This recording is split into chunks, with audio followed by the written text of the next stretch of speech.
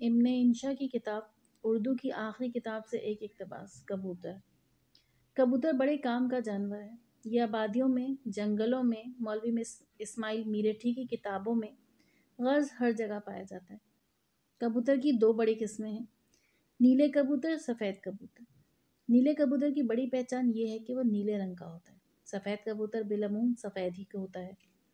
کبوتروں نے تاریخ میں بھی بڑے بڑے کارنامے سر انجام دیے ہیں۔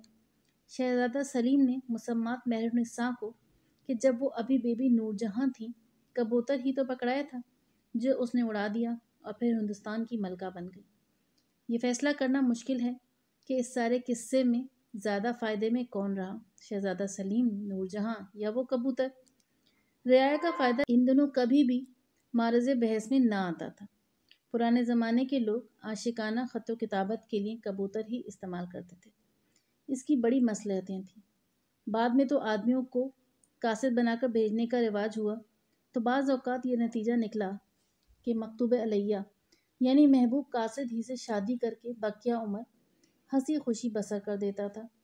چند سال ہوئے ہمارے ملک کی حزب مخالف نے ایک صاحب کو الٹیمیٹم دے کر والی ملک کے پاس بھیجا۔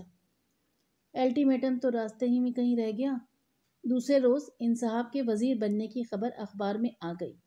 کسی طوطے کے ہاتھ پیغام بھیجا ہوتا تو یہ صورتحال پیش نہ آتی۔ شکریہ۔